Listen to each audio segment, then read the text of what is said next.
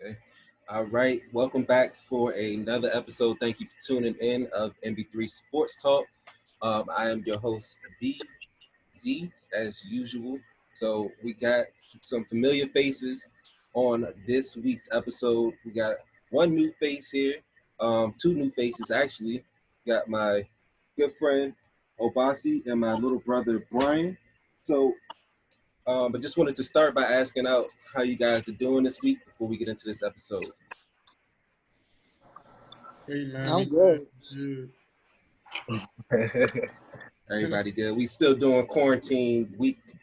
Feels like 94, even though it's only been like 4 or 5 months. But it's the month of July. We get sports back this month. Pretty much every American sport that has been paused due to the coronavirus comes back this month or towards the end of the month. So glad for that. Also got the upcoming NFL season.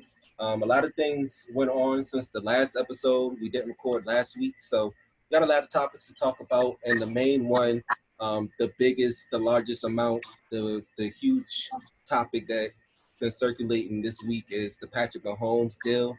Everybody knows that he signed for a 10-year extension, $450 million with a total of $503 million in a 12-year deal, tying him to the Kansas City Chiefs to the year of 2031.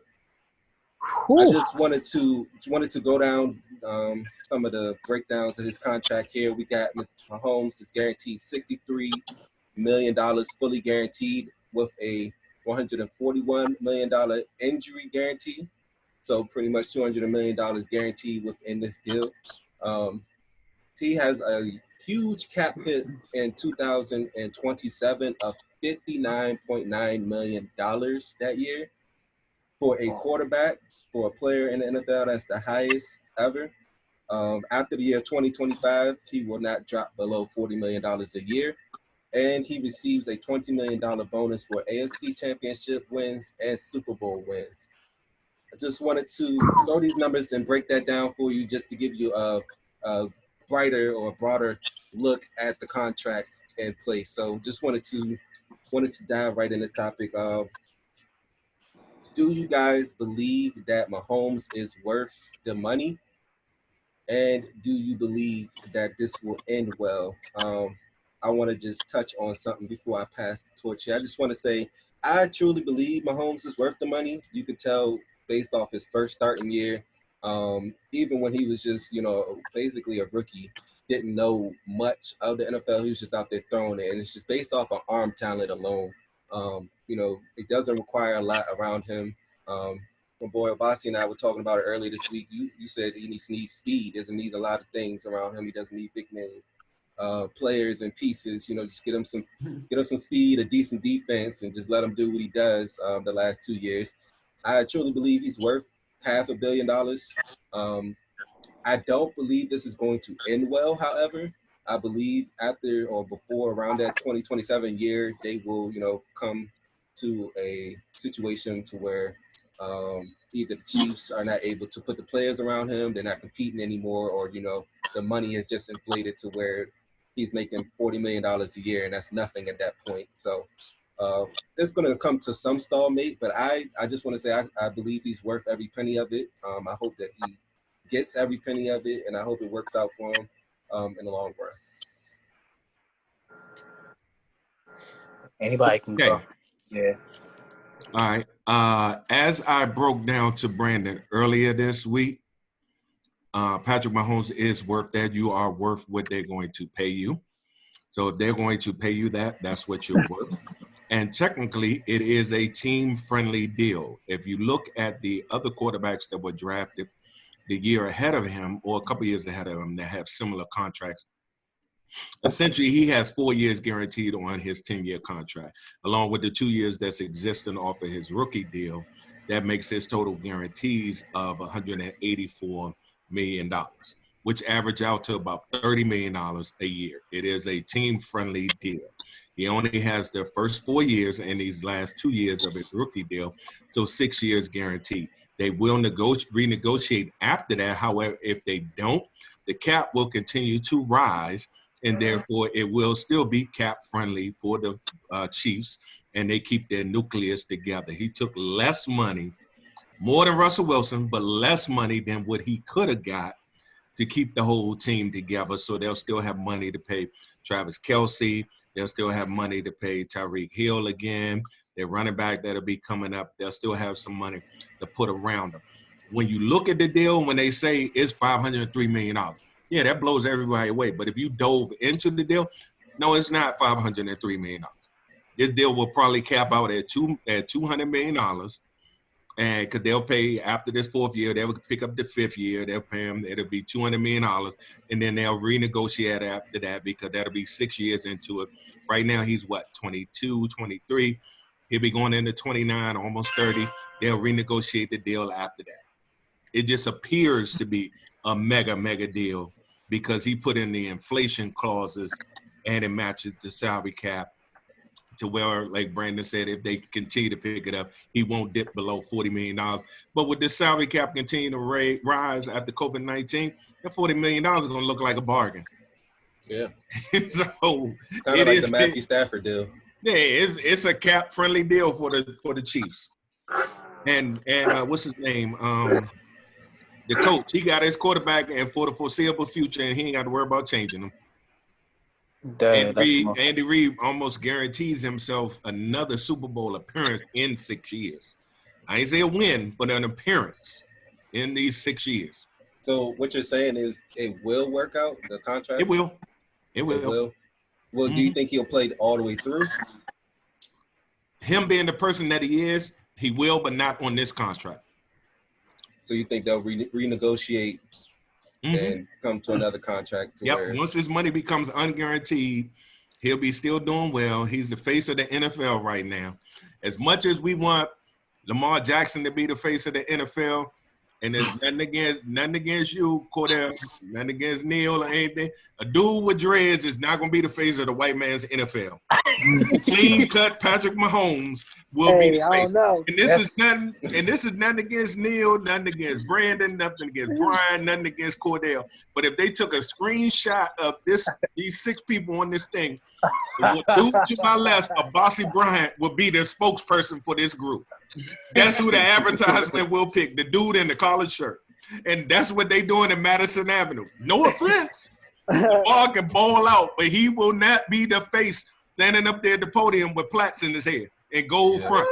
That's not going to be it. Yeah. I disagree with that notion because I think at the end of the day, the talent is going to, if Obasi isn't as good as I am, you could try to put him up there if you want, but at the end of the day, whatever I'm on going to pop because I'm the MVP. I'm the future. You know what I'm saying? But I hear you. I get what you're saying in that notion. I mean, I don't think there's any debate that Patrick Mahomes is the face of the league, regardless of the image. I mean, the dude is elite. He can ball. Paid, I mean, he's being paid. The contract is an expectation for him to be the greatest of all time. Yeah. And he is very much on that path to be that. Now, I agree that I think it'll work out for them and everything. But I kind of disagree in the notion that you think that the contract will be renegotiated. It's one thing to say it today, but at the end of the day, it's up to Mahomes to renegotiate that contract, and he has a no trade clause, so all he has to say is no. And I mean, they're stuck. They're going to have to pay him if he decides, which we've seen athletes do in the latter parts of their career, is say, all right, you know what? I'm about me now. But Cordell, he got a no trade clause, but the contract ain't guaranteed after these 6 years. Yeah, but that's so assuming that he's not negotiate or get released. I think he's gonna renegotiate. You think that the Chiefs would cut him, or I mean, if they cut him, that still goes to him because you have to pay. He's still going to get paid, and you still got to pay him the cap hit. The cap hit is still going to be there. Yeah, so, but when I say renegotiate, I don't mean that they're going to renegotiate for a lower value. I mean, he's going to get a new contract after these 6 years, so he will not take these 12 years to the fullest. After 6 years, he'll get renegotiated to a shorter deal for the same amount of money. Most likely, I mean, yeah, I can see that. Yeah, I mean, if there was any, it would have to be something that's still beneficial to him. Is more so what I'm saying. I don't think he's just going to just give, unless I mean, I don't know. I'm not in his head. I don't know for sure, but I'm just going off of what a lot of quarterbacks do towards the tail end of the players do in the tail end of their career is think more about themselves and life after football and that kind of security that they want. So I think at that point it wouldn't really behoove. But yeah, I don't have an issue with the deal. My question is now, like, and the reason I don't really have an issue with the deal is because everybody's always talking about the one-up situation that we've been seeing quarterbacks do, teams do for these quarterbacks. But you can't one-up this, and this is the clear ceiling because there is clearly nobody better than him. You can't go out there and say, I want Patrick Mahomes money because you're not Patrick Mahomes. But nobody can. You're going to get between Russell and Pat. If a guy like Lamar wins the Super Bowl this year, I don't think Lamar even gets that money. But I can see Lamar going like 475. Yeah, like right under it. You gotta go right under it. But I still don't. I just think that they made this contract so untouchable to where you gotta be like the second coming to get something like this at this point. Right. So I think it really established the market for quarterbacks, because right now there was no market for quarterbacks. It was just, we're just going to make you the highest paid because it's your turn. And now Mahomes just set the rate, and there's no going over that anymore. Yeah. But, sidebar from that. So you honestly think Lamar is going to win the Super Bowl? No, I'm saying that as a hypothetical. Hypothetical. I think that it's I think that the Ravens are. You think he's going to win a Super Bowl? I think that they could win a Super Bowl, yeah. I think that they could. I think that they could. Lamar will be he will be the Kirk Cousins like the Redskins. Oh, man. Oh my God. He will be like Brandon knows me and the Boston know. I'm a diehard Cowboy fan. In Cowboy land, you either Troy Aikman or Roger Staubach, or you Danny White and Tony Romo. Cowboys. Lamar Jackson is going to be Danny White and Tony Romo. Great number. No Super Bowl. Great number. He's going to all year round. Playoffs, he's going to flame out. So Cordell. Yeah. So you think that he gonna play this whole contract through? Mahomes, right now, I'm a go out and say yes. I think he'll play the whole contract through. Quarterbacks typically are willing to do that, especially if they're winning.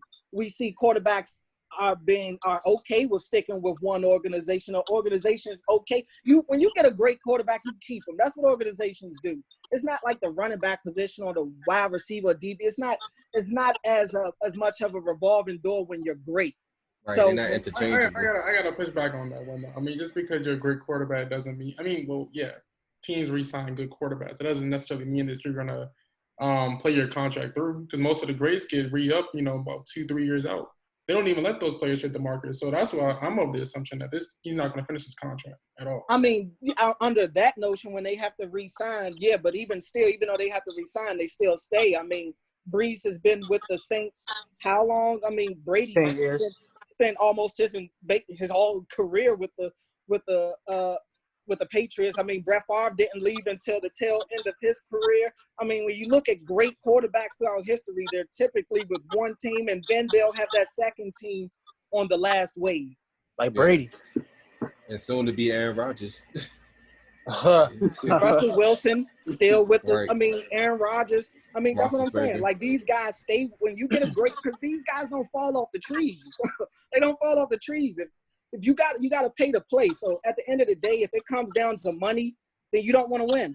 Because if money's going to keep you from keeping Patrick Mahomes, you don't need him. Right. Yeah. I'm going to just I'm going to just talk about Pat Mahomes, the player, like keep all the money and logistics aside. I think he's worth every penny just because he's what I call box office. Like, he's the type of guy that can play. And you have to, you want to have your best player and the most popular player be the most paid at the same time. Kind of like how NBA pays LeBron. He's the cream of the crop. He's the face of the league. So Pat Mahomes has had the best start as a quarterback rookie to the third year ever. And he's won a Super Bowl his second year, so I'm like, he deserves everything and more. Unless he goes on like a downfall, money aside, I think he deserves every penny. He's shown us like time and time again. And if the only thing separating him from another Super Bowl was a coin toss, his first year starting when he won MVP. So he talked about winning. He came out the jump winning. So I money aside, just a logistics aside, I'm talking about Patrick Mahomes as the ball player individually. I think he deserves everything. Whether he'll stay, whether he'll go, I really don't care. I'm just glad he got the opportunity. I'm glad a black quarterback got the opportunity to get some appreciation, some bread, because he balling. I like the way he played. Just throw that out there. $500 million, first $500 million athlete in any sport. First. That's baseball. He's got first. baseball numbers. Yeah, in he played contract. baseball. That was his right. first sport. So it's like it come to fruition. So I'm like, he got more money than Brady, Rodgers, Peyton Manning, all the greats. So that says something. That shows that they really trust in Patrick Mahomes too, because they're not giving that deal to anybody else but him. Because he's, like you say, he's clean cut. He's not gonna go out, smoke, do dumb stuff that gonna ruin his image. So he's a safe pick, and he's gonna work too. Like if you watch his videos, he's still working out. He said, I still got more to prove. I gotta earn this money. So he's not just gonna sit on his dollars and just say, oh, I made it now. He's gonna try to be the next Brady or so. Trying to be better. So I really like his work ethic too. What you think, Obasi? I mean, I think this contract honestly is about respect. You know what I'm saying? Going off of what Neil's saying, like Patrick Mahomes is basically the LeBron James of the NFL. You know, like he's the guy. He's the man. Like he gets paid more than anybody ever player. He's the most popular player. The fans love him. Like, you know, you can't really hate on Patrick Mahomes. Like, there's nothing negative you can say about this man. You know, I think all respect. Their franchise wasn't really budging.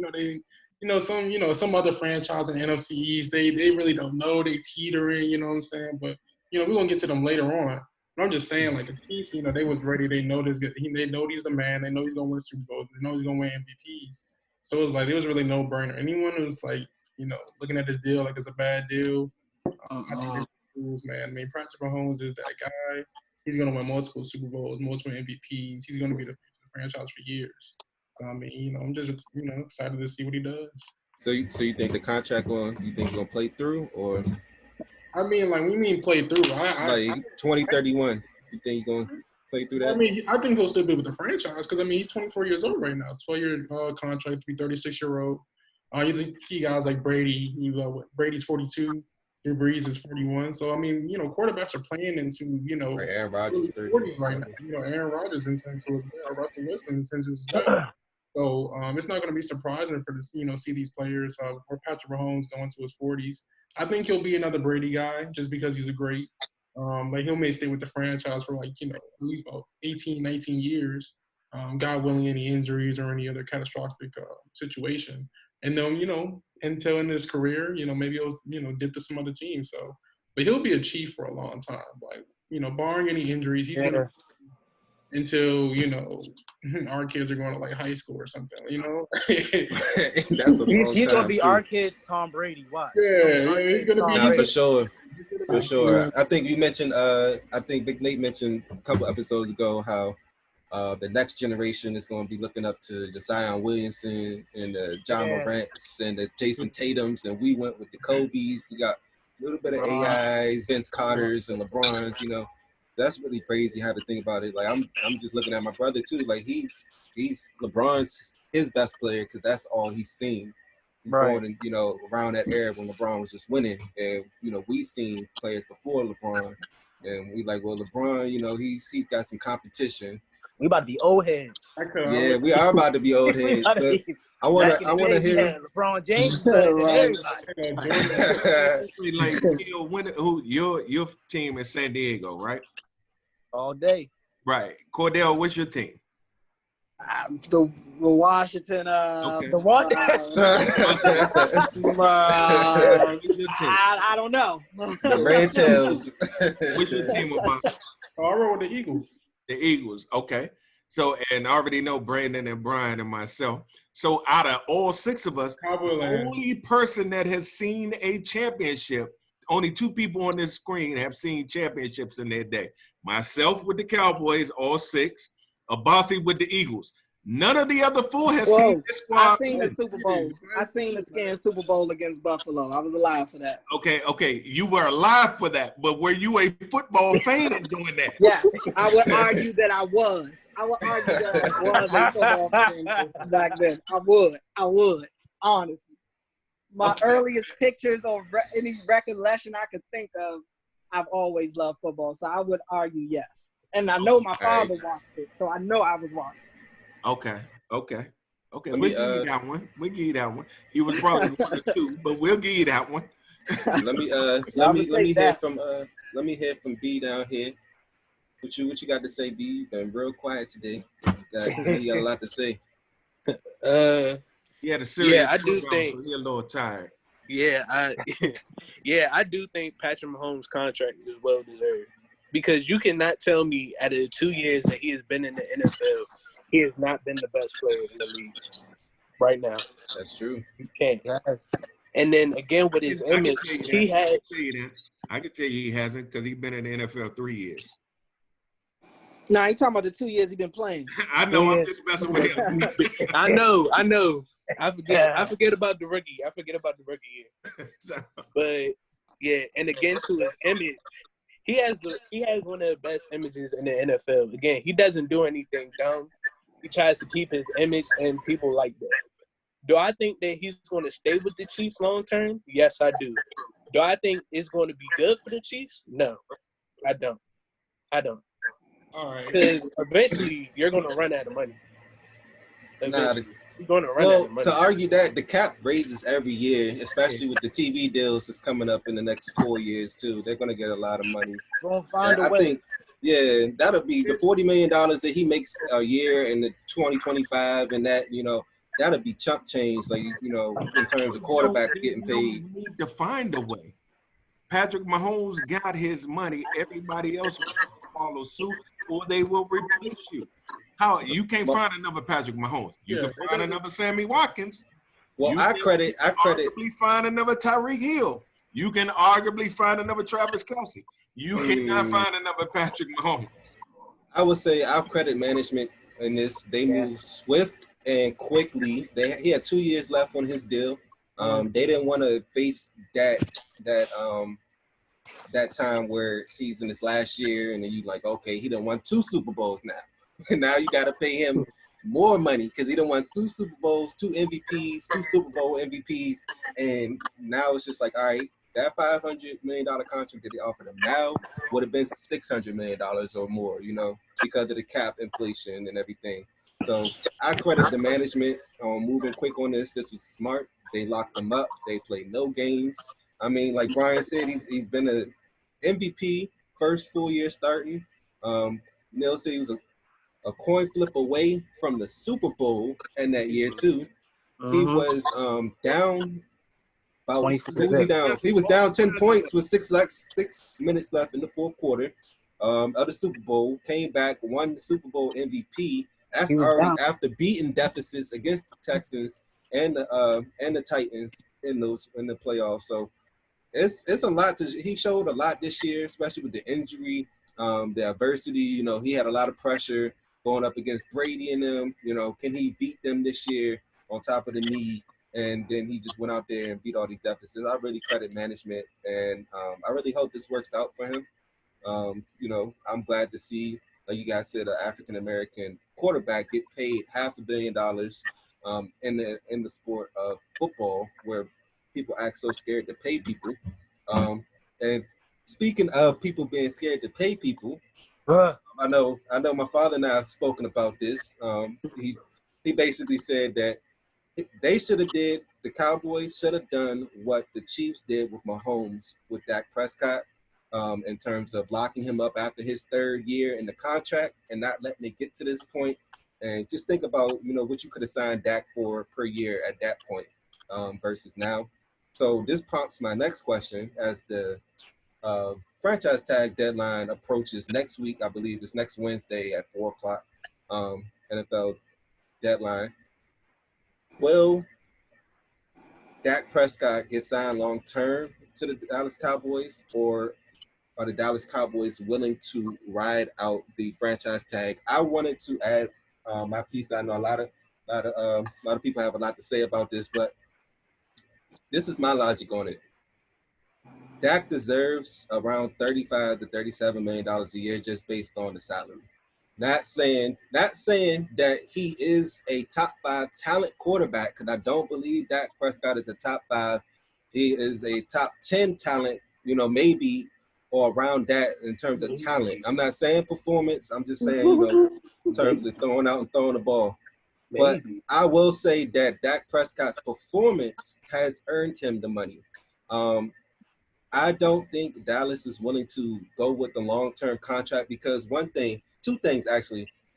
Dallas wants a 5-year deal where Dak Prescott wants a 4-year deal, similar to the Kirk Cousins where he had a lot of guaranteed, basically fully guaranteed 4-year deal. He hits the market when Zeke and everybody, Amari Cooper does, and just in case ish hit the fan, he wants to get up out of Dallas. He around the time he's with his boys, and he's the free agency around the same time as them, so he's not trapped there. And also the TV deals are going to be renewed in the next 4 years, so you'll get more money and more cap inflation. Second thing is, the question has been, is it Dak Prescott or was it Jason Garrett? If you are NFC East fan, or you pay attention to a lot of Cowboys football, the question around Arlington has been, is it really Dak Prescott or was it Jason Garrett to blame? Now that you got rid of Jason Garrett, you kind of got a rental year to kind of see, okay, we got rid of Scott Linehan a year ago. You went with a new coordinator and we got this result. Okay, now we get rid of the head coach and now we see, okay, what you got, Dak? Is it, are you worth it? Was it Jason Garrett? Was it you? Can you perform a little better? I think they're willing to roll the dice, giving him $31, $32 million on this franchise tag this year and waiting to see the results of this upcoming year. Let's say Dak gets to the playoffs but loses in the first round. You're going to say, okay, Dak, let's go back to the drawing table. And I think you really deserve this $35 million a year now, because you did what you did last year or the years before that with Jason Garrett, but we still haven't figured it out. I just think Dallas and the Joneses, Steven and Jerry Jones, have been playing hardball. I think they will cave, but if they don't cave, I think they're very confident in rolling the dice and letting him play on his franchise tag and seeing what he got. The gamble is, and I'm not saying this is happening, I'm not saying I believe it's happening, but let's just say Dak goes and wins the Super Bowl next year. Now you got to pay him more money. That's just, saying. I'm not saying it will happen. I'm just saying, that's a scenario. Now you face with this consequence of, okay, now you got to pay him, or you can franchise tag him, but you still got to pay him. I think, the long-term deal will get done because the Joneses like to be last minute with things. It was last minute with DeMarcus Lawrence. It was last minute with Des Bryant a couple of years ago. It was last minute with pretty much everybody. Zeke, they waited till week 1 to pay him, So I think they'll wait to the very last hour and get the deal done. If not, they're very comfortable in rolling that dice. Let me hear from you, Abasi. I know you're an Eagles fan. Let me get Eagles fan opinion on this. So I just want to go back to the right question. So the question was it Jason Garrett or was it Dak Prescott? The question is, do you think that the Cowboys are going to get a long-term deal done before Wednesday? And what do you think Dak is worth per year? Well, I mean, as far as them getting it done before Wednesday, I would have to say no, just because they're not sure about Dak Prescott. I mean, it's a similar situation with the Redskins and Kirk Cousins. I mean, when you're not sure about a guy, then, there's no point in, tying yourself up into a 6-year, essentially a marriage. And then you already got Andy Donan as a backup. So you're not really worried about Dak Prescott coming on week 1 to start for your team. So, I mean, yeah, they're not going to sign him. And, Dak's already signed his franchise tender, so he'll be there week 1. So there's really no hurry or rush to get the deal done at this point. I mean, that kind of took away some of his leverage with signing that deal. But, you understand he has to, he got to eat too. And if he's willing to go out there and prove himself again this year, then, that's all on him. But they're not going to get the deal done by Wednesday. Let me side note, too, just to just to kind of give everybody an idea. Dak Prescott last year made like $2 million. This franchise tag is $31 million. And reportedly, he makes up to $50 million off field in terms of sponsorships and everything. All right, that don't matter, Brandon. It don't matter. I mean, look at, not saying that he's Jordan-esque, but Jordan was like, I don't need all that money in contract. I'm getting endorsements. And same thing with, Saquon and everybody that's going to come up. They're getting endorsement money, so they're not in a rush to get that, contract money right away. If it's not going to be, if they have a chance to cap off at it a little bit more, I would take that chance too. But that's all I wanted to add in. I want to hear from Cordell because Redskin fan. He's heard from the Eagles fan. Let me hear from my Red Tails or Washington fan. Whoever. I mean, I think the deal is definitely not getting done by Wednesday.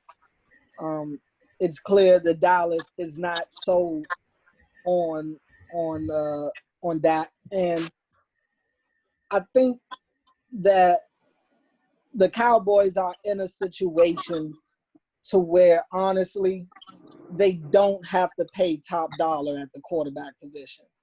They really don't. You have Zeke. You now have the highest paid receiver in the league. You just drafted CeeDee Lamb.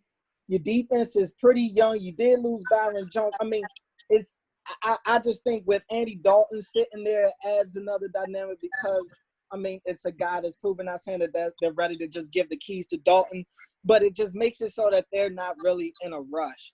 And we're seeing, I think when you're seeing quarterbacks come out better than Dak, the way we have the last couple of drafts, a team like Dallas is like, I want to go get me one. And why pay so much for a guy like Dak when I think Dak can win, but I don't think he can win a Super Bowl. I don't think he's really that great, to be honest. I don't. I think he is an above-average quarterback who really his best attribute is his legs, and that's not even really elite to me.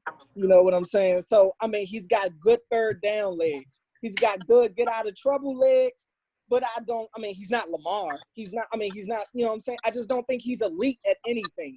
And so when you're talking about locking yourself into a guy like that, when you see other quarterbacks coming out and you're setting yourself up, at least in a skill position wise, to really have some really good pieces there, I mean, I don't really see the purpose in really locking yourself into that because he hasn't shown me enough to say I can win a Super Bowl through him.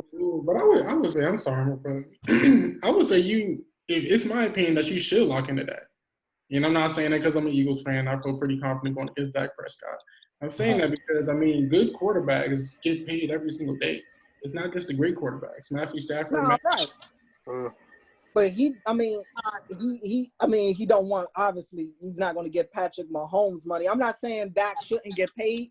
I wouldn't be mad if I'm not sitting here saying that he doesn't deserve a contract. I do believe he's played well enough to earn another deal. Yes, I'll agree with that. But I'm just saying from the Cowboys, just because he's played well enough to deserve it, don't mean he should get it. Kirk Cousins won a division and the Skins still didn't want to pay him.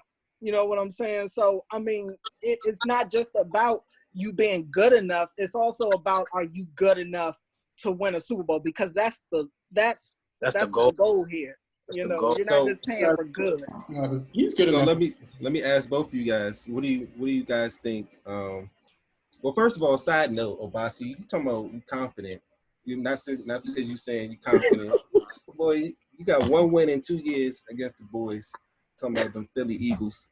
But let me just week 16. Let me just say this. 6-2? 5-3. It don't matter. Against Carson Wentz, and that third game is a giveaway because Tony Romo played damn near 3/4 of his last game, and that was a game that It's 6-2. I'm sorry, Brian. It's 6-2. 5-3. But look. Let me ask. Let me ask. We're not gonna get into this debate right now. We're not gonna get into this debate, but let me ask y'all honest opinions as NFC East rivals. What do you guys think Dak Prescott is worth a year? Man, you ain't here talking about Skip Bayless, man. You got to make everything a Dallas Cowboy, Dak Prescott topic.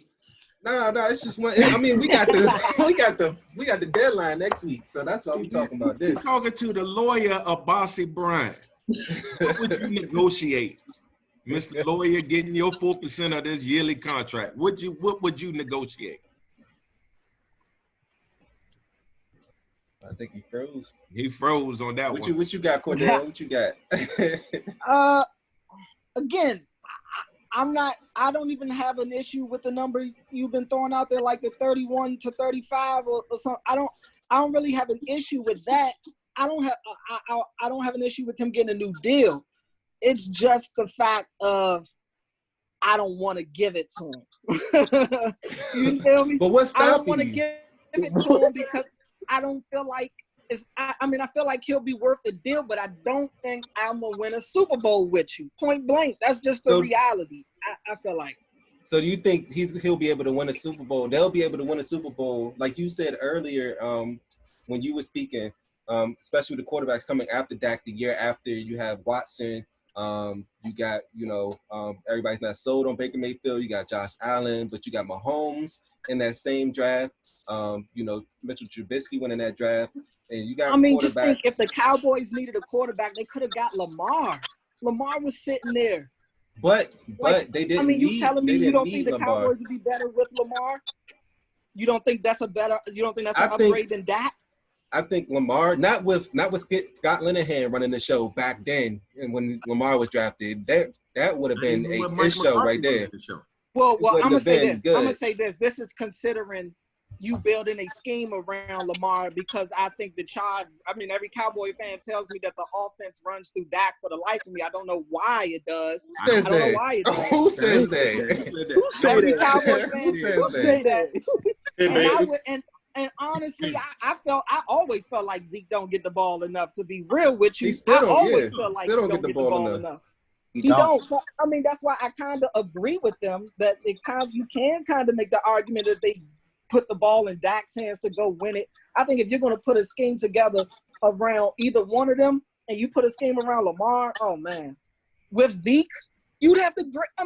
Come on, bro. It sounds great, but I'm just telling you about a personnel that was there. That would not have happened. Yeah, y'all probably ruined it. For sure. Back then, we would have for sure ruined it with Scott running the show and Jason Garrett. They would have been giving him Tony Romo plays like they was giving Dak. Like they didn't even want to form the offense around him. Man, like I said, I don't have. I'm not saying that Dak don't deserve a new deal. Me personally, in the Cowboy situation, I wouldn't give it to him because I would want to see. I think that our offense could be better with another quarterback back there, on a rookie deal, because that's the way. I can respect that. That's the way to get rookie deal quarterbacks and win. Yeah, but that's what they was trying to do with that window when he had, before they missed the window, so now they got to pay him or you lose him. And it's like Neil said, it's quarterbacks are not really interchangeable. You find a really good, solid quarterback, even if they're above average, but they can win, you really try to hold on to them. You don't really give it up, because you can bring a quarterback in, but let's just say they let Dak, go next year and they draft the quarterback, but he's living up to Dak Prescott expectations. Now you got to come in and perform, get 13, 12, 11, 10 wins in that range, and, you don't live up to that. Now you're looking at yourself like, dang, I really took a step back. I got to not renegotiate, but come to a term to what we're going to do at the quarterback position. But, yeah, I definitely feel like it could be a Matthew Stafford. Honestly, it could turn out to be a Matthew Stafford situation, and I feel a new quarterback would come in, and this is assuming, now right now you have Andy Dalton, so it's not like right now you would be forced to go straight to a new quarterback. I think Dalton could suffice with the Cowboys offense. I think you got enough weapons around Andy Dalton But is Dalton as good as Dak? Yes. I think Dalton could be just as good as that, honestly. If not a little, probably not as great individually, no. But as a whole, as the offense, I think it could be just the same. Oh man. I want to hear from Neil. I got a lot to say, because I'm tired of the notion of the offense and everything. thinking everybody can just plug in anybody. But go ahead. Let's just say if I was like in the meetings with the Cowboys and I was handling all the money, I would give Dak Prescott the money, but I would give it really, really slowly to him. Like, I don't know. Because to me, like, Dak Prescott, he doesn't, like, I don't see him as like, he's worth $30 million, I say. Like, he's worth that. But I'm with Cordell's, like, I think he should have won a Super Bowl already because he has all that talent around him. He has everything. He had a solid defense, offensive line, receivers, a running back. I think he should have got it done already. Or at least get close. Or at least get close. But who does that point to? But what does that point to? But I think they give contracts for, like, you got to update your resume in the NFL. So basically they give him contracts like, all right, we project you to do this. I think they're like, they ain't giving the contract because, like, we don't really, this team's gonna be the same for years, but we don't know if you can get it done. So I really, like, I would give that money, but I'll be reluctant to because I don't see him moving the needle for me. I think he's replaceable. Like, I really don't, like, he don't really do it for me. Like, he's solid, but he's like, I can. Wow, so he's replaceable. But I'm like, the thing I like about Dak Prescott is he's available a lot. Like, I love this toughness. He's available for games, but I'm like, them last 4 games of the season where he had a chance to make the playoffs and he wasn't playing good. I was like, whoa, I don't know. But I don't know. But that points to argue what you say real quick about he should have been won a Super Bowl. I believe so too. I believe that it's gonna sound crazy to say. I believe he should have won it the first year when he went 11 straight wins and he had 13 wins and overall that year, and he was a field goal away, one lucky pass and a field goal away from beating Aaron Rodgers and going to the NFC Championship game. And look, that was a good catch. It was a good catch more than a good throw. I would say that. But I would say I would not say that. I would say with him having all this talent, with him having everything around him, like you and Cordell has said, and Obasi, with him having a great offensive line, with him having Zeke behind him having Amari out there, and a solid defense the last couple of years, he should have been won the Super Bowl. Yeah, but what does that point to? You know, if you got everything on the court in basketball, let's say you got, guy was questioning Eric Spoelstra when he lost his first finals. You got all these good players on the floor. You can't win a game. So they point to coaching. That's why I think, the common denominator was Jason Garrett.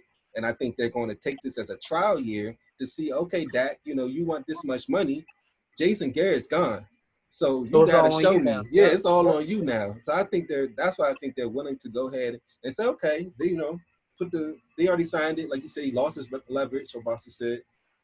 But, he's content. $31 million. I'm making $50 million off the field. And I have a chance to prove myself to where I can make $37 million or more with the cap keep going up every time I wait. I think, they're both content. I think they would like a long-term deal, but I think that's why they're so confident in not signing him to a long-term deal right now. I mean, they should definitely use this year. This is a perfect rental year, or whatever you want to call it, audition year. This is a perfect year for it. You got a new coach. You got an additional weapon, possibly the best receiver in the draft class, possibly. You know what I'm saying? And teaming them up with the highest paid receiver, an elite running back. I mean, you have to show something because there's nobody else to blame this year. And even if there is, you don't get to blame nobody because this is what it is. This is what it is. So I mean, yeah, he would have to basically come out there and show me something. I mean, I'm talking NFC Championship for sure, because anything less is like we're going to be stuck, and you don't want to be stuck in the middle and be that team.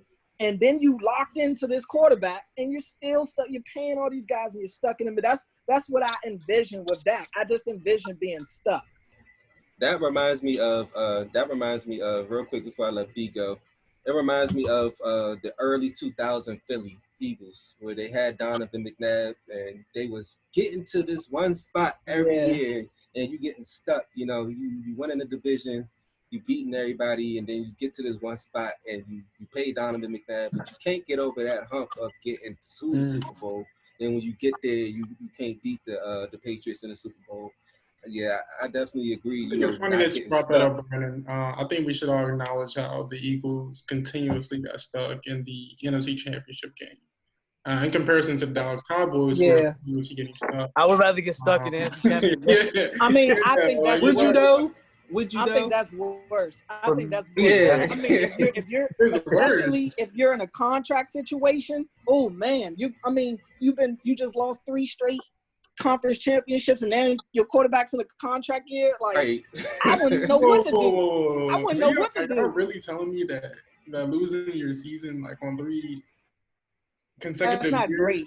Ask the Bills, bro. Ask the Bills. Ask the Bills. They went to how many Super Bowls and never won? Like, that is the worst. Yeah. You say you went to so many Super Bowls and never won. That's the worst thing. Like, let's say, oh yeah, I've been to Super Bowl. How many wins you got?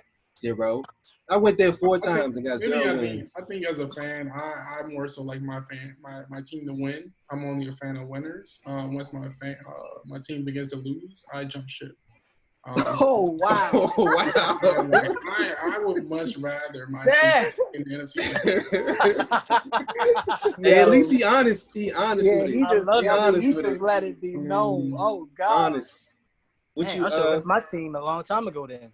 Right. Hey, for real, Neil didn't even get to see his team. Man, got to buy a package just to see his team play.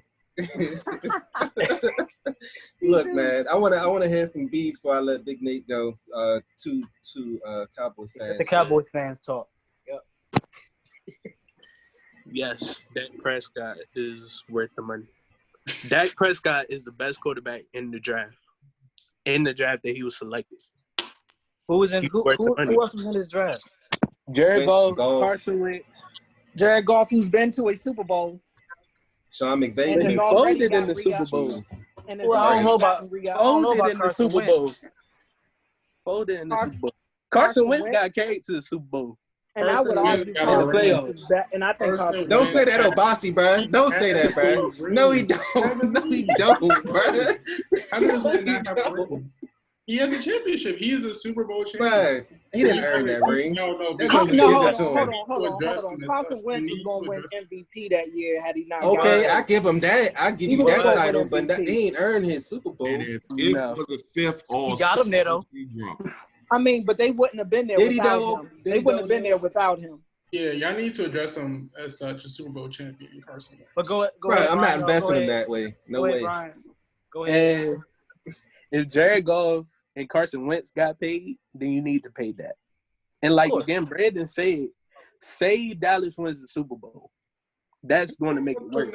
Because now he's going to want more money. That hypothetical is not happening. Well, I mean, it hasn't happened in 25 years, but we know it's a hypothetical. Damn it. I'm gonna just say that his reason right there, he said he felt like because Wentz and Goff got re-up, that Dak should definitely get re-up.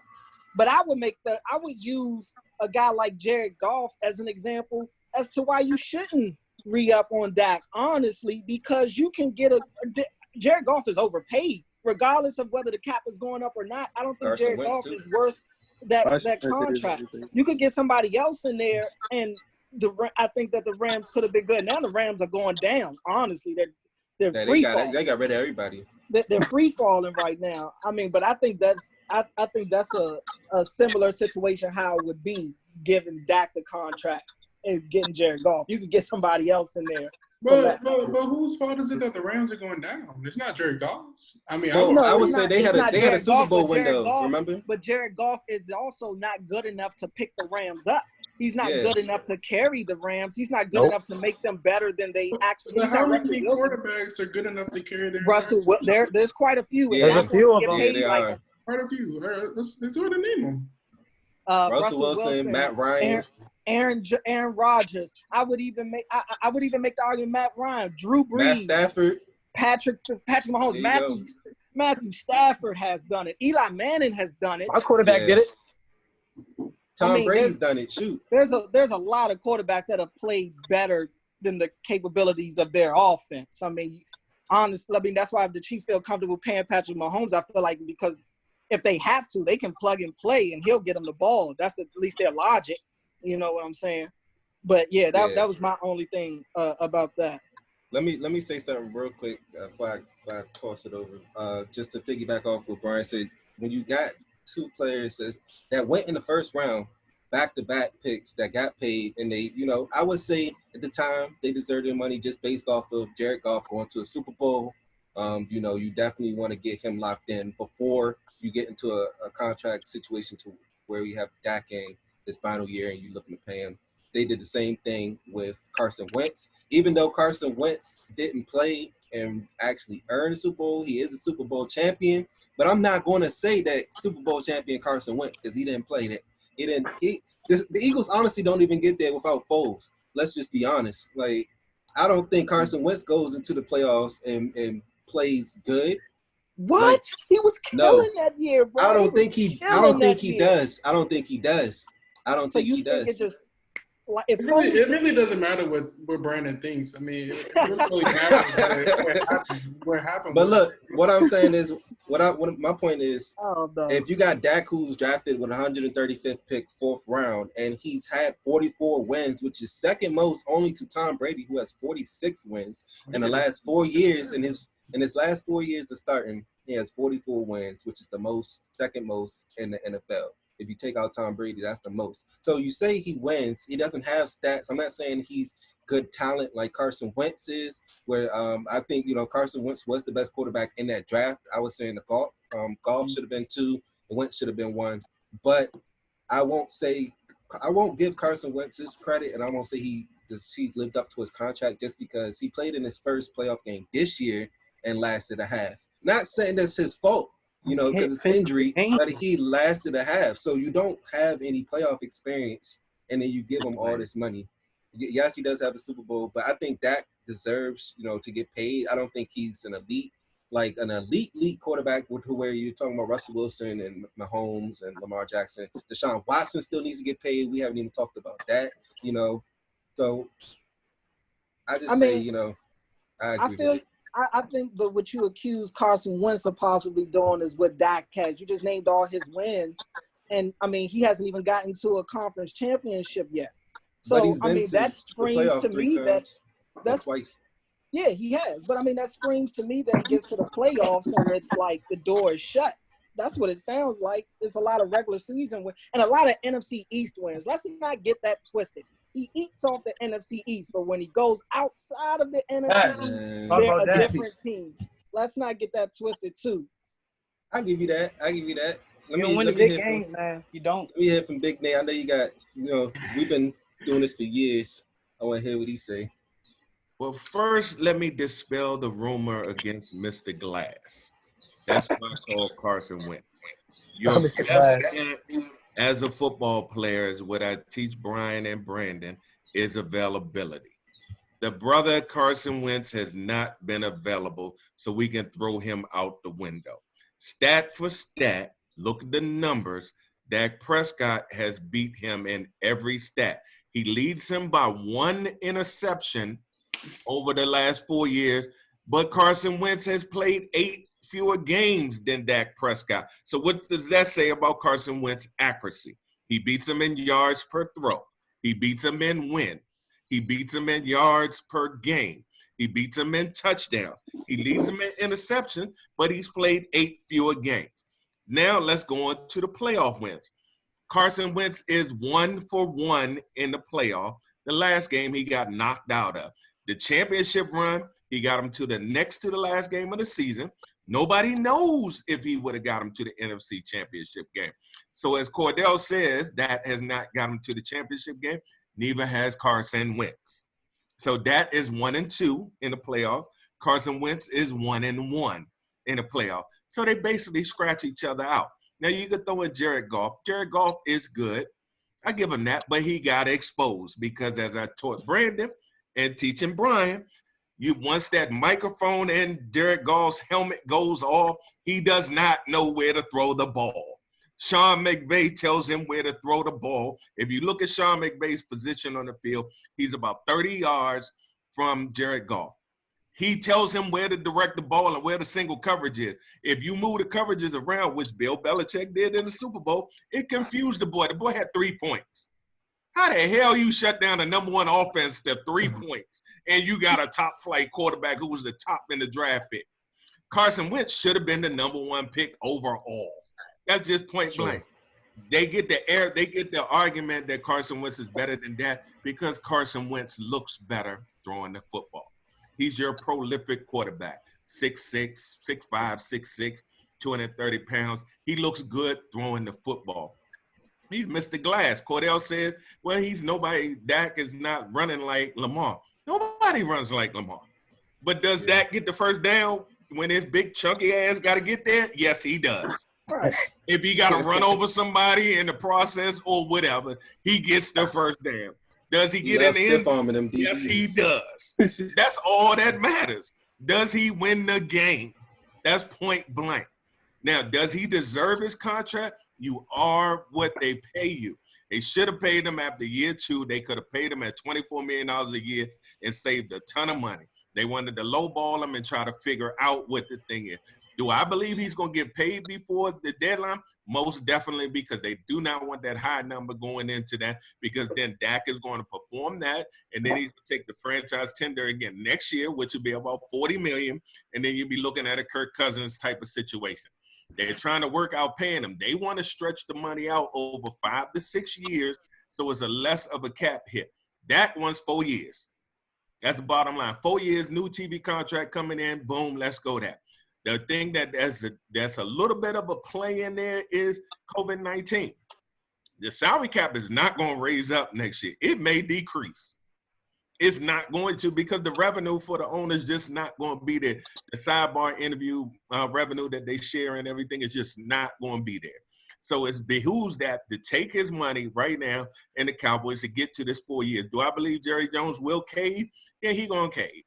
Dak is going to get his money about the middle of the day on the 15th. He going to cave. I'd be surprised if he doesn't. I believe Jerry Jones is going to cave this weekend. It's going to come out before they get to camp and get everything out. Dak Prescott got a new 4-year deal, whatever. If he gets a 5-year, 4 years of them are fully guaranteed. It's going to match Carson Wentz money. He's going to be slightly over Jared Goff, right up underneath Russell Wilson. If he's at Russell Wilson's money, he may be for the average, but a lot of it's going to be in his signing bonus so they can stretch that out over the 4 or 5 years of the contract. It is what it is. Stats don't lie. The brother's 6-2 against Carson Wentz. He's 1-1 against Jared Goff. The stats don't lie. I'm not knocking Carson Wentz, but the brother's Mr. Glass. You're blowing him too hard, he gonna come up injured.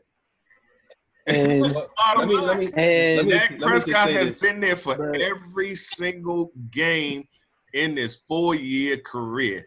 Even when they rest Zeke and everybody else, they do not rest Dak Prescott. Brandon, let me you should have beat the Eagles. You should have beat the Eagles at the end of the year with no wide receivers and 2 tight ends.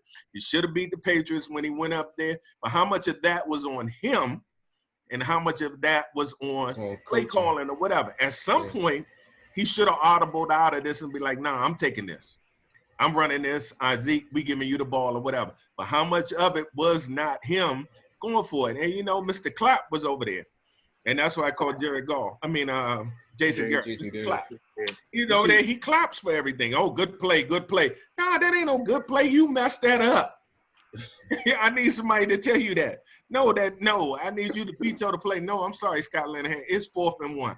If I claim I got the best lineup, the best offensive line, I'm going to turn around and hand the ball to 21. If I claim that. So we need to stop, one, saying the Cowboys got best offensive line. No, they don't. Not anymore. They had a good Not anymore. They had a Not good anymore. It's starting to deteriorate. They got good individuals. Right now. They got one of the top 5 lines, but it ain't the best. Yeah, because if it was the best, Ravens, that would not be up there in leading. Colts and the Ravens got the best line. It was 2 years ago, and I don't think the Ravens are anymore. I mean, they just lost Marshall Yonder. It's the Colts. Yeah, and I think the thing is, Jerry Jones does not want to pay the brother what he's worth. He's trying to string him along and say, we got to get a cap-friendly deal. We got to go this way. We got to go this way. I'm like that. No, you ain't got to sign me. You want to play with my money, you can play with. Zeke jumped the line so he can get his money. You gave Amari money. You gave Tank money. You overpaid for Amari, and I love Amari. You overpaid for Tank. There's no way in hell Amari Cooper deserves $21 million a year. There's no way. I mean, we was about to give it to him, so I'm glad. Now y'all was about to give 23. I heard. I mean, he was about to be the 23 a highest year. paid receiver. He was about to be the highest paid receiver, regardless which deal he took. I'm so glad. So glad that he didn't take that deal. But you gotta pay people. But he was able.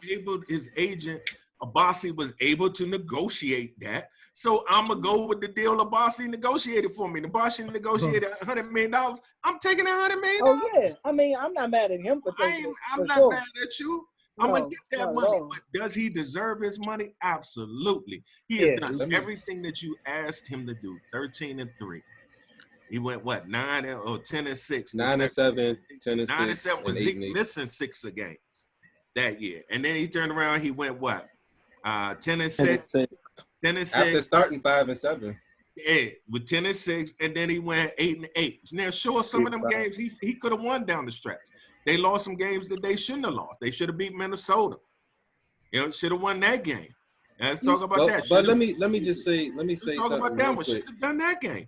But those are things that I can't totally put on him, because sure, he did not play to the best of his ability. But if you look at his total stats against teams, you could say outside of the NFC East, he didn't show up, but neither did Amari Cooper, number 19. He don't. I agree. I can't win neither one of them do. In the driving range. But they paid half the him snaps the you on the sideline. If you my number one receiver, half the snaps you on the sideline. I can't win that way. And I love Jason Garrett. I mean, not Jason Garrett, Jason Witten. But Mr. Shuffle, I can't win if you can't get open. The brother been shuffling for the last 5 years, and he gonna do the same thing as Oakland. He don't run, he shuffle, and somehow he gets open. So now somehow he gets a starting job after sitting out a year and just walks in and is the starting tight end again as if he feels good. Like, what? What are we running here? That same mentality, Cordell. Who's the coach for the Raiders? I'm like, how the hell does he get a starting job and everybody else getting their money, but you trying to lowball me? No, I need my check. Let me just clear the air right now. I just want to let y'all know I'm not a hater on Carson Wentz. I actually am a fan of Carson Wentz. If you guys know, we've been talking before the draft and everything around that draft. I like Carson Wentz in that draft. I wanted Carson Wentz to go number 1 just based off of 6'6", 240 or 230, him being able to throw the ball the way he did. We didn't hear about him a lot in college, but he was a good arm talent. He's a good, tough player too. I think, the injuries doesn't really classify him. I think he's a tough player. I agree. Good player. He is a top talent quarterback in the league. I think, just based off of talent, if he's healthy, if he's there for 16 games, he's an elite quarterback. But you can't trust him to be there 16 games. And you also have to question his decision making as well, because when sometimes when the pressure gets down, and you can fault Abassi, you can attest to this. You can fault to him not having a lot of weapons during this time. But when things get down to crunch time, he has this gunslinger mentality to where he'll throw anything, and then just say F it, I'm gonna throw it, and then it just be sometimes it'd be a bad pick, sometimes just be a bad throw. But that's something he can work on. That's just my only knock on him is an injury. What makes him elite, Cordell and Brandon? What makes him elite? His talent, the way he throws the ball. You look at his MVP year, where he was going to win MVP. You view elite as the way he throws the ball and it's the throws he's able to make. And I'll say this: you look at Dak Prescott and you look at Carson Wentz. Carson Wentz has been able to compete in this division when really Dak Prescott has had the best team in the division since he's come into the league. Carson Wentz has been able to not only – you can say what you want. They won a Super Bowl that year, and it just seems like a lot of the games Philly is in, you're like, how? Their whole team is on the injury report, and they have nobody but Carson Wentz out there, and he makes it happen with what he has. He had Nelson Aguilar, I think, led the league in drops this year. Like, this dude goes out there and makes guys better. I don't think Dak Prescott makes players better around him. I truly don't. What team led the NFL in drops? What receiving corps led the NFL in drops? That'd be Dallas. I'm assuming Dallas has 60. The Dallas Cowboys. 70% of Dak Prescott's all throws were drops. I'm not okay. That's cool, but I've also seen Dak Prescott dirtball a fair amount of passes. But Obasi, what makes a quarterback elite for you? I first need to address something that's been coming up in this conversation. This debate about how Mr. Glass is how you refer to him, the Super Bowl winning quarterback. Stop saying that, bro. He didn't stop saying that, bro. You cannot say that, bro. He's a Super Bowl champion. He ain't a Super Bowl winning quarterback. I just don't know. I mean, it's funny when Dallas Cowboy fans always like to create this narrative that, you know, Dak Prescott is available, Carson Wentz isn't. I mean, what's the point of being available all the time, though, if your quarterback is not producing? You know, I mean, you know who else is available? Eli Manning is available. You know, he's always starting. You know who else is always available? Philip Rivers is also always available. So, I mean, there's no point always being available if you're not winning. Because in the Dak Prescott and Carson Wentz era, the Philadelphia Eagles have been more successful than the Dallas Cowboys, although Carson Wentz has not been available. So there's no point of, you know, continuing with that argument that Dak Prescott is available. So 6-2. 6-2. I label elite quarterbacks as Mr. Glass is 2-6 against Dak Prescott. I label elite quarterbacks as quarterbacks that have basically done this time over time. I don't agree with the fact that he's a bad man. Great quarterback. I don't agree with the fact that Aaron Rodgers is labeled as elite. Some of the plays he make and throws he make are elite. But however, listen to me, hear me out. Some of the throws and some of the plays he make are elite, and there's very few quarterbacks, including themselves, on a bad day can make those throws. Aaron Rodgers does make some plays that you like, how the hell did he fit the ball in there? Where was he going with that? Carson Wentz does the same. I go, wow, how you get that there? That's great. However, in the end, when you talk about elite quarterbacks and you put Aaron Rodgers in the same breath as a Tom Brady, so I'm looking at 6 Super Bowls, and I'm looking at 1.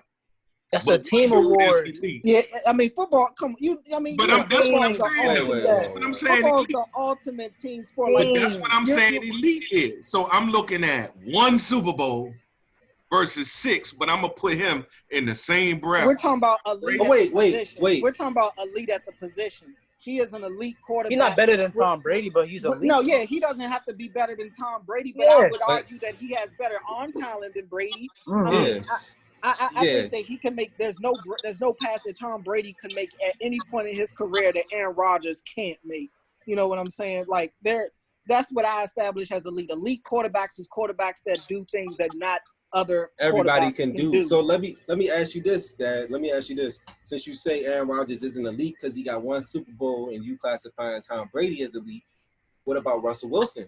Because he got 1 Super Bowl, but he's an elite quarterback. He's been a 2. He got 1. He got 1. I don't consider Aaron Rodgers only been a 1. Yeah, I'm sorry. He's been a 2 and was 1 play away, but you should have turned around and handed it to beast mode. The Patriots would have 5 Super Bowls and he would have 2. He been to 2. I don't like this narrative where it's like you're combining like individual guys with team. Like Super Bowl is the ultimate team thing. We're talking about individuals. That goes with all sports. Like individually, Aaron Rodgers is elite because I say elite is 2 things. Elite is talent and able to do less with more. What can you do without Pro Bowls and all that?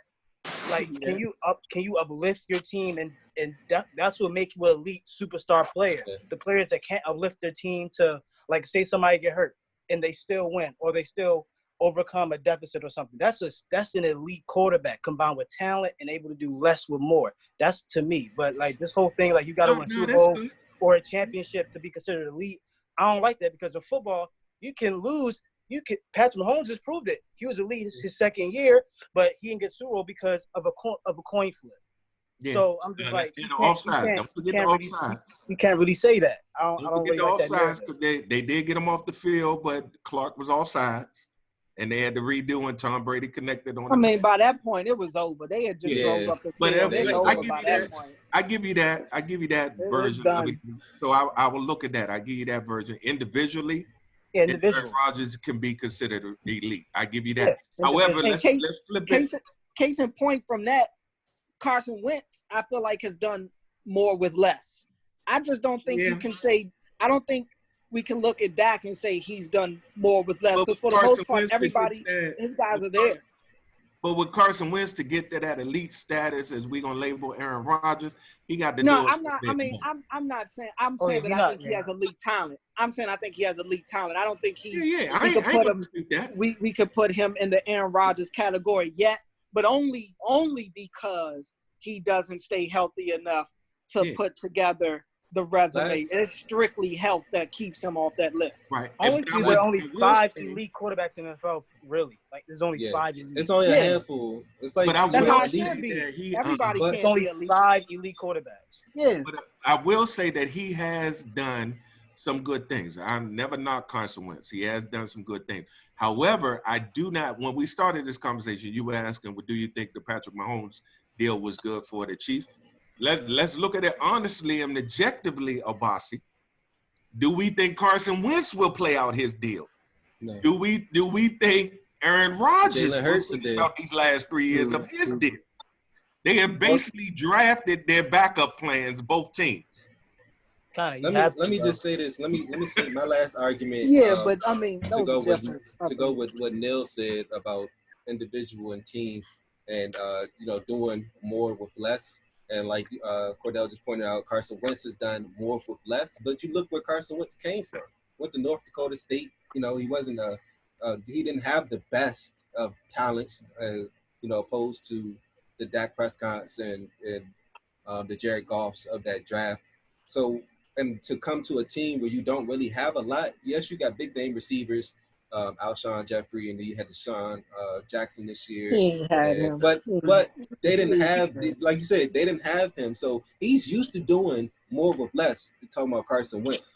But when you get drafted into I'm not saying this is as a handicap, but when you get drafted into a good situation where half the game or near half the game, you're turning around and handing the ball to 21 or a good running back, and you're only asked to make good second down and third down and that's a great gig to have. That's a great gig to have. That's a great situation to come into. But you're not, to go off what you said, you're not able to then prove to me, okay, take Cooper away. Let's take Zeke away. Let's take offensive lineman away. Let's take Tyron away for a game. How can you win? And we saw that the first time, I believe it was in his career, when he went down to Atlanta, the first game that Zeke served his suspension, and he had Tyron Smith out. He didn't have an elite receiver at the time, and he had Zeke out.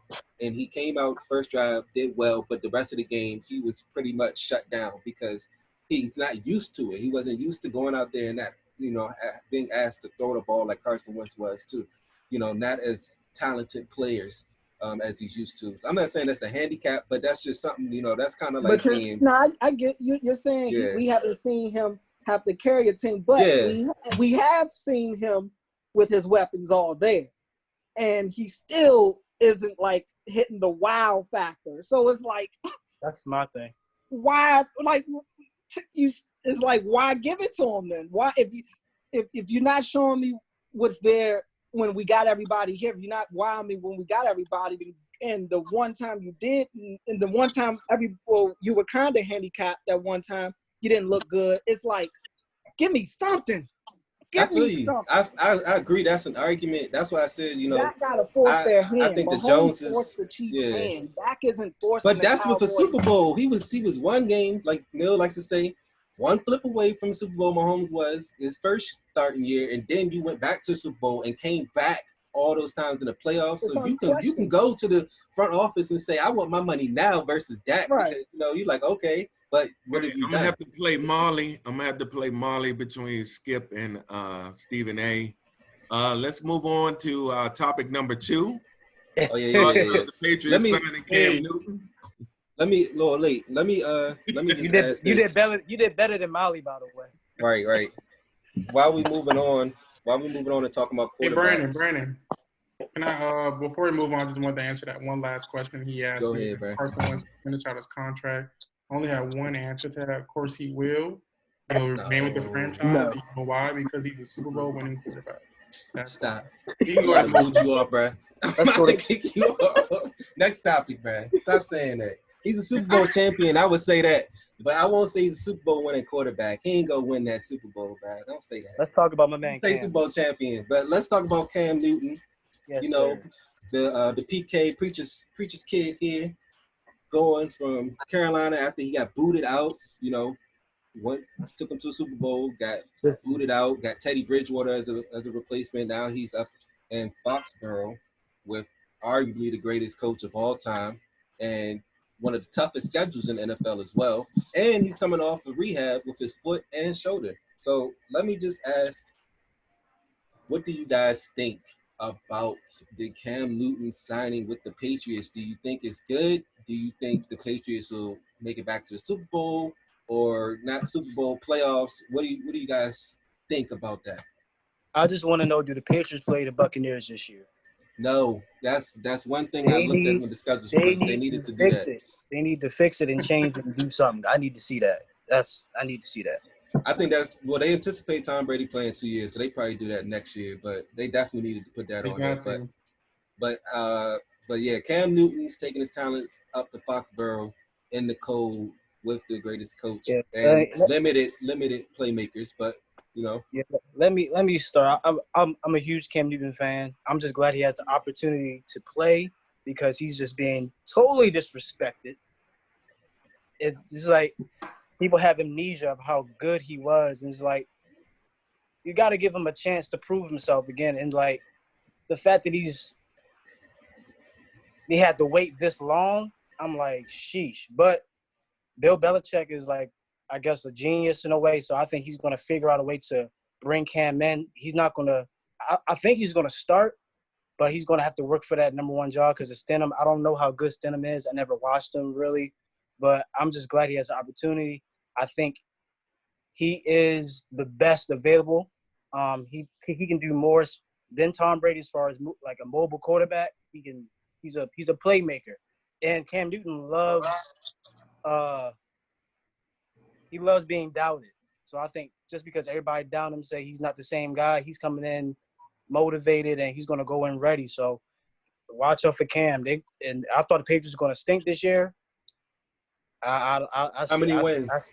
I said 9. I'll go 10. I'll go another game. I think the Bills is not a force sure to win that division anymore. So I think they need more weapons though, because Cam is not a accurate. Because the way the offense is run, they do like a mid route type of thing. They like slots and stuff. They're not over the top like they was in Carolina. They don't have that type of speed like he had, and they don't have a tight end like Greg Olsen anymore. But I think they get some more weapons for Cam Newton in a system that can benefit him. You got to watch out. And he's healthy. Like he said, he's 100% healthy.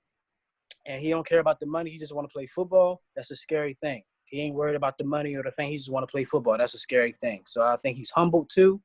And he just don't like people disrespecting him. And I don't either, because Cam Newton is one of the best, not quarterbacks, but athletes in NFL history, the way he just built and the way he plays. He's one of the best athletes to ever play the game. So I'm looking forward to seeing him play. Have y'all been seeing my chat? Yeah. So, one, Chase Daniels makes more than Cam Newton and Jameis Winston. How? Well, like Neil said he's not worried about the money. Two, he's not worried about the money. Josh McDaniels had Tim Tebow. Cam will be fine.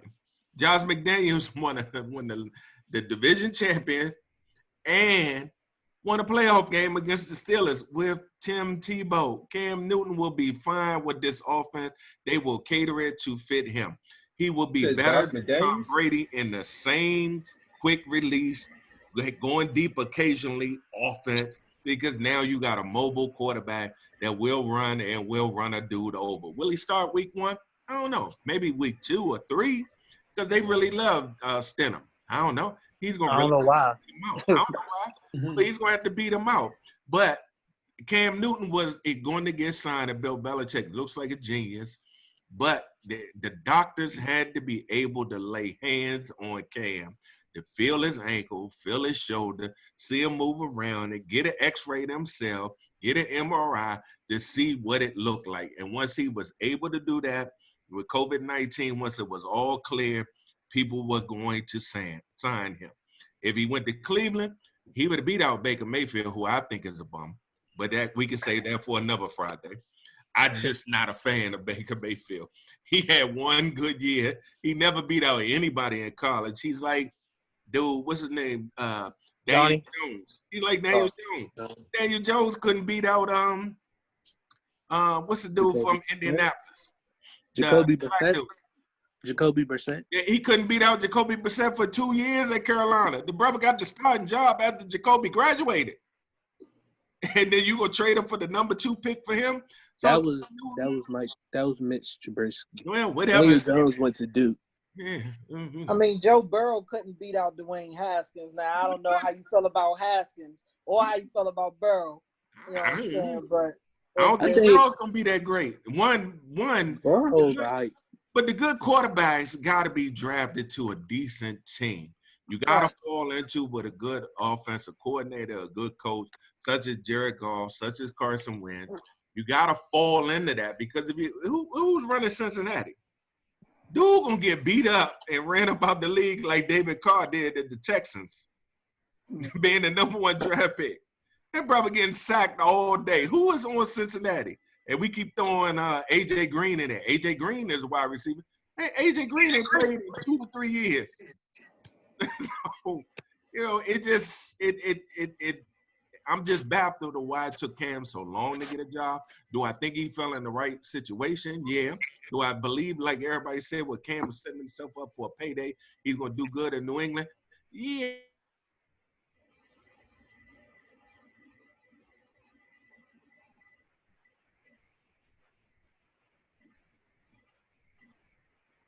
Even after this year. Will he raise the Patriots up? Y'all laughed at me before. Obasi wasn't on here, but y'all laughed at me before when I said the Patriots still was going to win that division. Even without Tom Brady, and they ain't had no quarterback. Until you beat the champs, they still will be there. Do I believe Buffalo know how to beat them? No. Buffalo had everything to beat them this year. They don't know how to beat them. It's the difference is Brady's not there. It don't matter. You forget about that one game. They was a drive away from beating the Patriots. But we keep going back on these 1 games. I'm going to take a bossy thing. We keep going back on these 1 games. These 1 games, but like Carson Wentz still a Super Bowl champion, whether he played or not. He ain't a Super Bowl winning quarterback. The Bills could have beat them one drive away. They but still lost. New England's a machine, though. They're a the machine going to keep running. So how many wins? How many wins you said? You got 9 from they got 10 they got the toughest season on record schedule. I do believe 10 games. The teams that will struggle this year are the teams that got new quarterbacks, new coaches, and everything else. Cowboys will struggle. The teams that won't struggle are the teams that still have their system in place. They can get their Zoom meetings and they can incorporate new pieces and everything else. The Eagles, they'll come out. They still got different things intact. Kansas City, they'll come out. They got different things intact. Atlanta, they'll be all right. It's easy to plug in a running back. You know the holes, the left side of the even numbers, the right side of the A-gap, B-gap, C-gap. That's easy. Yeah. But the ones that got to start all over from scratch, that haven't laid hands on their players and had on-field reps, will be the teams that struggle early. So such as the Cowboys, the Redskins, in the division, the Giants, and just in the East. The one team that doesn't have a lot of turnover are the Eagles. They'll do better coming out the gate. They don't have turnover. I ain't saying in the long run. I said in the beginning, coming out the first quarter of the season, the first game, the Eagles won't struggle as much because they don't have any turnover and didn't have to teach a lot of new people their nuances of their offense. Everybody else will have some struggle. I would differ on that because I would say for the most part the Eagles stayed intact and the head coach stayed intact, but they did lose a couple receivers, DBs, interchangeable there. And y'all lost the offensive lineman too, didn't y'all? For like a But torn they didn't lose the play Achilles. caller, and they didn't lose the quarterback, and they didn't lose. They did lose play callers. They don't have no offensive coordinators. Their coach been calling the plays for years. That dude up in the But you still need a coordinator. Just a figurehead that took some orders. So you say 10 wins. We got 10 wins for Nil. What you got, B? Now y'all know I love Cam Newton. Yeah, I know I love Cam Newton. That was when I started watching football. That was my favorite quarterback. Dude, you act like you so old. Well, back in my day, Cam Newton was Michael Jordan. But yeah, I love Cam. I'm so glad that he finally got a deal. It's well deserved. I think he should be getting paid more. 40 kickers in the NFL are getting paid more than him. That's crazy. 40. That's And crazy. look, they only got 40. 16 starting. 16 starting, bro. They only got like 32 starting, bro. And 40 Think of them. about that. Man. Kickers though, that's just So how many wins, Brian? How many wins you got them winning up in Foxborough? I got 11. East? 11. Ooh. I got 11. I mean, I will say to credit everybody who say 10 and 11, the AFC is kind of weak this year, but outside of Mahomes and and Lamar Jackson and the Ravens, you really don't have that much competition. So it's really fair game. So I can see it's that like Cordell was talking and Abasi was saying that it's that wow factor that you gotta turn. You gotta give Cam 2 of them wins because Cam gonna beat Cam in 2 of them Jones. The Superman will come out that he will get 1 or 2 of them. Brady did not run. Cam Newton gonna run that thing. And Cam will run you over. Yeah. So we got 2 10 wins and then 11 win. I'm going 11 too. I'm going 11 wins. I mean, it's the AFC. This is a Cam appreciation day. I love it. They're a little better. Like the teams in the AFC East a little better, but I mean, you still got the Patriots, still got that defense. I mean, we talking about Cam, but that defense is still intact. Mm-hmm. I mean, they only allowed I believe it was under 15 points a game. So I mean, if they can just put up 20 points, 21 points a game, then they gonna win. Yeah, they kept their defense for the most part too. I don't know though. They lost a couple people. They lost a couple people though, but they got Stephon Gilmore still. Yeah. And you got the McCourty twins back there. That's all you need. Yeah. Is them blankets. So you say 10 or you say 11? 11. So we got 2 11s and a 10. Go ahead, Cordell, before I go.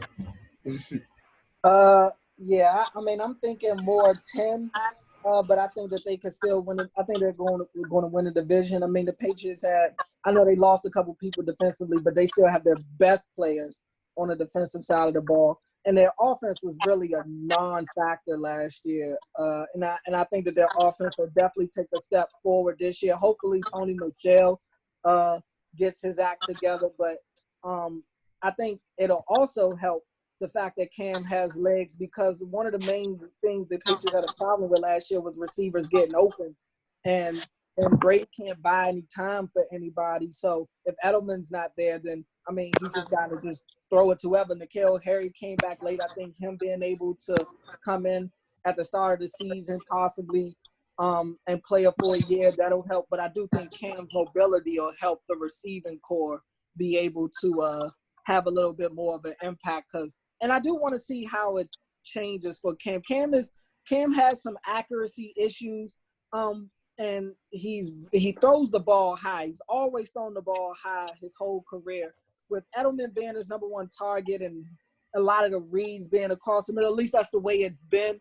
I want to see how it works, but I do think it can work. I think Cam's a good enough quarterback to make it work and smart enough to make it work. And I think that the Patriots coaching staff is beyond good enough to put together a scheme that'll work for Cam. So I do think that the Patriots saved us. And I do also think that this shows how much they're not sold on Stidham, because Cam is not being brought there to be nobody's backup. I don't think. Not at all. I don't think you bring him, regardless of what he's being paid, I don't think you're bringing him there to be a backup. If they were going to be confident in Stidham, they would have brought in somebody that's no real threat to being the starting quarterback. I mean, they've had Brian Hoyer as the backup quarterback for years. So, I mean, I think it would have been somebody like that if they really wanted to throw Stidham out there.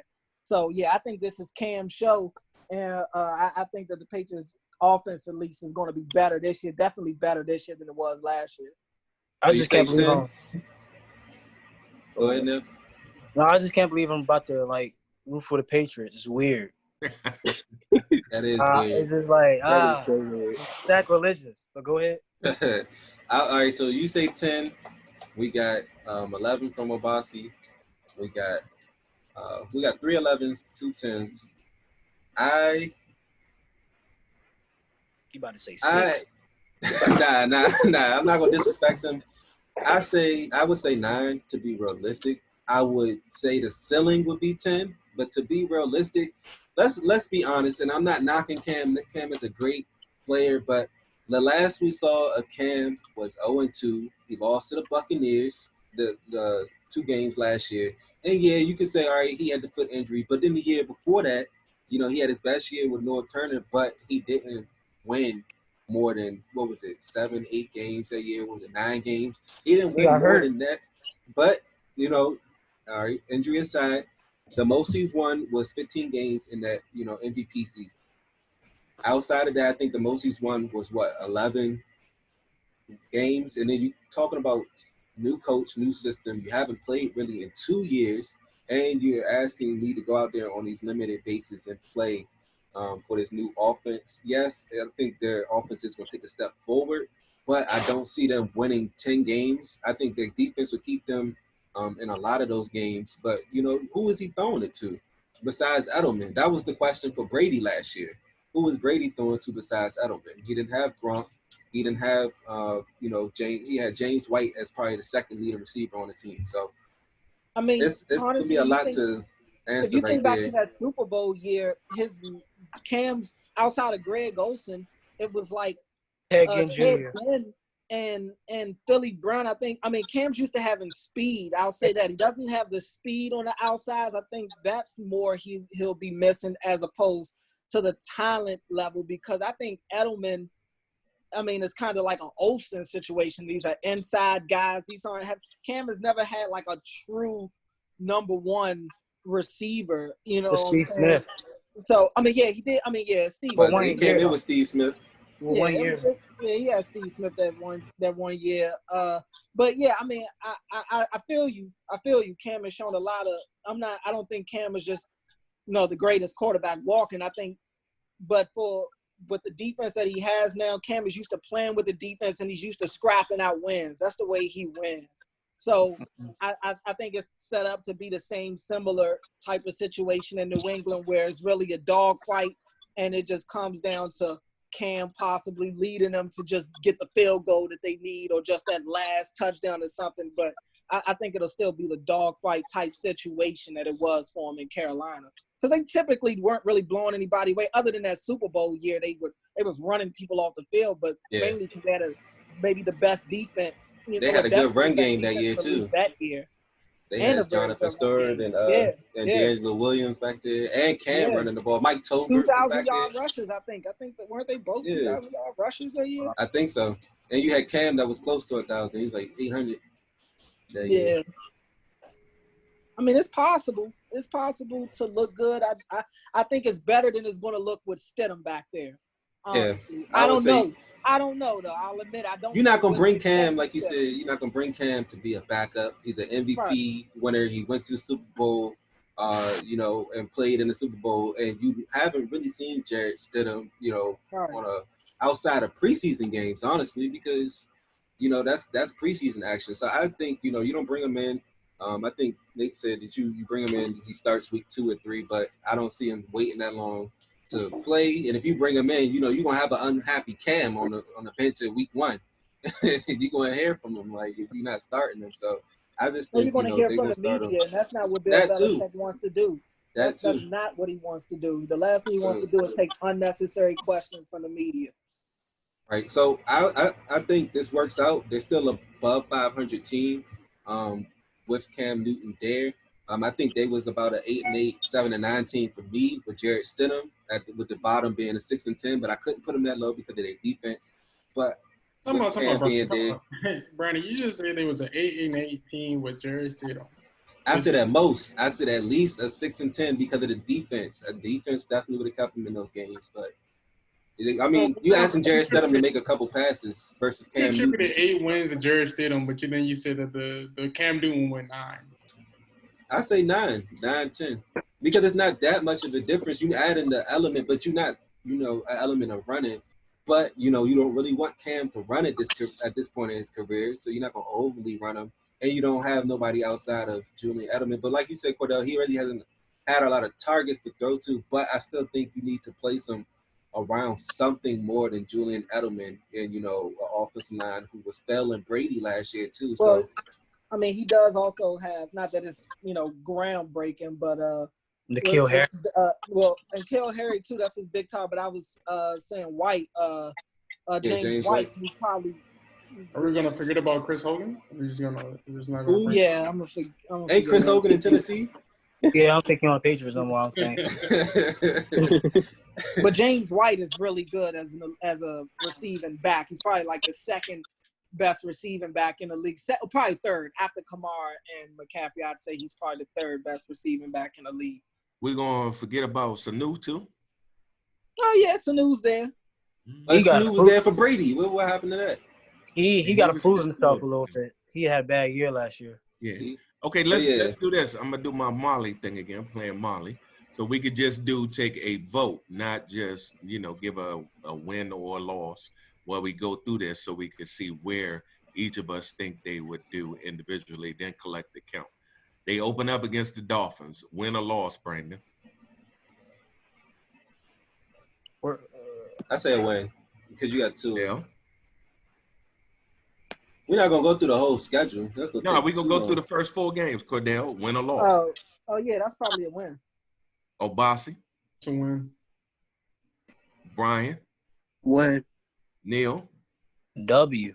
Okay, so they 1-0 right then. Then they go to Seattle. Brandon? They lost that. You going to Seattle?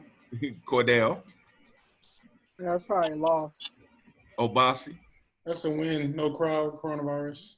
There we go. Brandon? Brian? Win. Okay. Neil? A W. All right, so we got 3 with 2-0 and 2 with 1-1. They then come back home and face the Raiders. Brandon? They're gonna beat the Raiders. So you got them 2-1 right now. Cordell? That's a win. 2-1. Obasi? It's a win. 3-0. Brian? Win. 3-0. Neil? Win. Okay. Then they go to Kansas. Then the last one out of the first 4, they go to Kansas City. Brandon? That's a loss. That's 2-2. 2-2. Cordell? That's a loss. Obasi? Don't say it, man.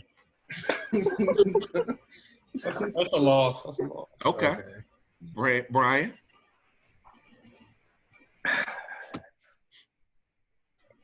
Don't do it.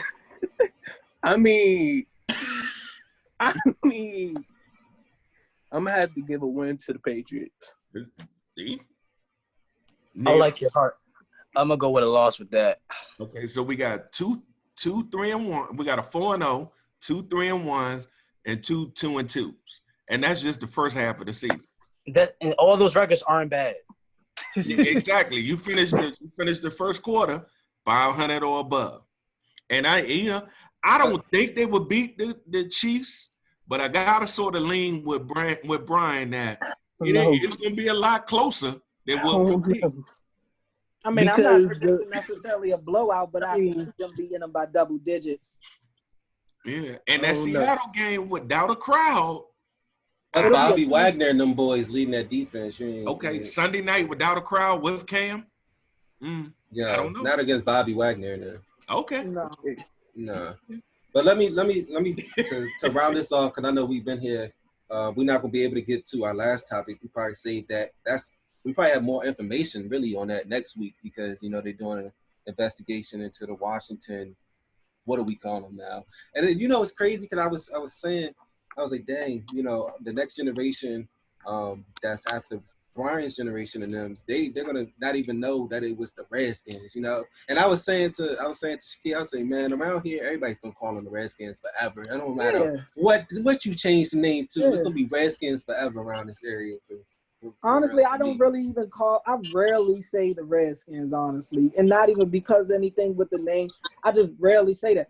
I'm usually the Skins. I'm usually saying the Skins or something. Now, I'm not with this notion people think they should just change it to Washington Skins. That's not fluid. I don't think that sounds right. But I'm just saying that I'll probably always call them the Skins no matter what. I mean, I got all this Redskin gear stuff. Like, what, I'm going to burn it? Like, right. I got it. It's here. That in it's itself, but that in itself is going to be a whole topic. I'm going to touch on it a little different because we probably save it for next week real quickly on it.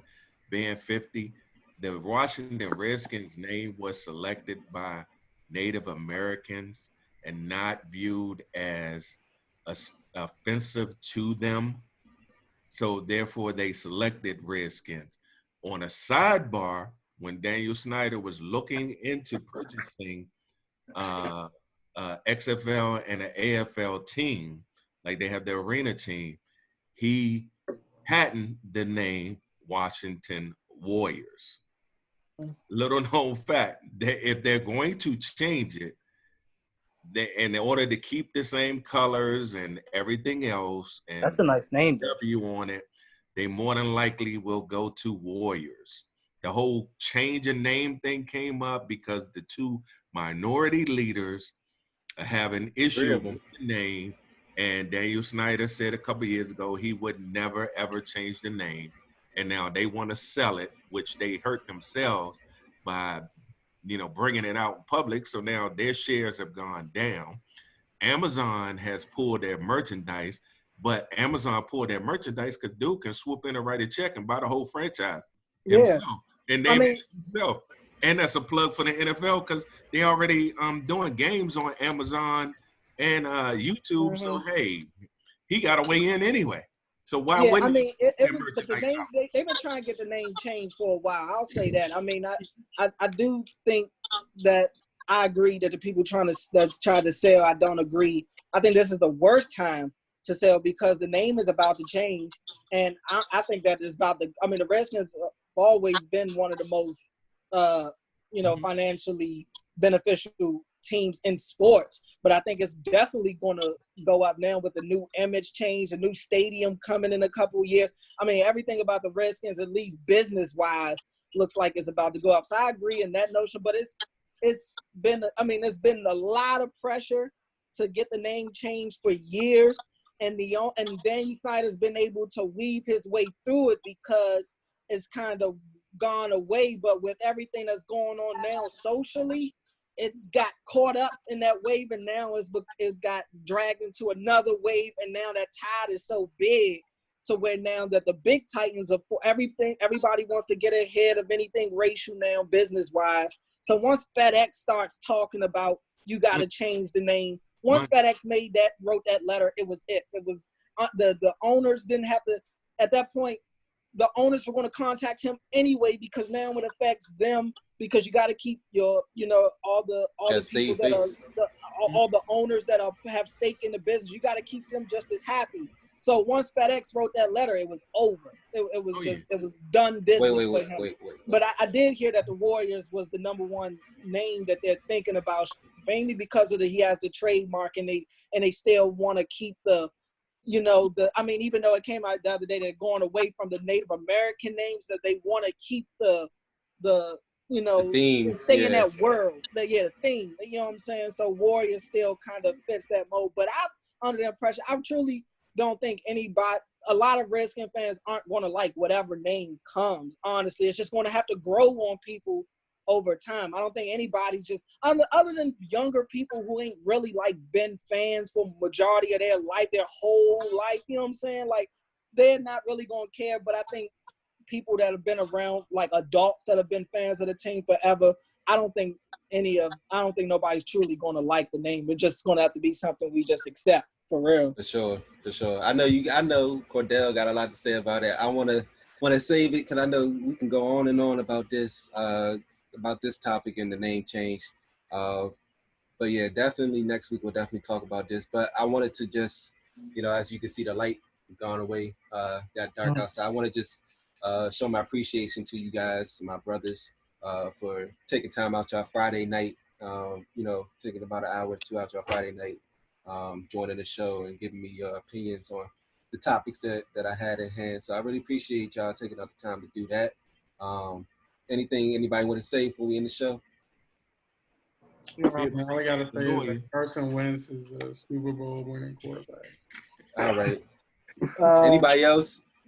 I would say Carson Wentz is a Super Bowl champion. I would never say Super Bowl winning quarterback. I'm just put that out there for everybody who's watching it too. Man, I was giving props out to the lawyer joining the group, but then he threw in the Carson Wentz Super Bowl winning quarterback. Look, I already knew what I was getting myself into when I got a Redskins fan and an Eagles fan on here. Only thing I'm missing is a Giants fan. We can make this whole debate complete. But it's okay with Cordell because he's a realistic sports fan. Yeah. And a football fan. A bossy down here in the corner is stuck on his Eagles. And see, Cordell know, Bossy know that I'm not one of those, hype Cowboy fans. I'm moderate, I would say. I'm not saying Super Bowl every year. You have your hype moments though. But I'm not saying Super Bowl every year like some fans are. I'm not one of those type fans. I ain't standing up at the draft and saying we got CeeDee Lamb and now we're going to Super Bowl. No, we got CeeDee Lamb to replace Michael Gallup because they ain't gonna be able to afford him.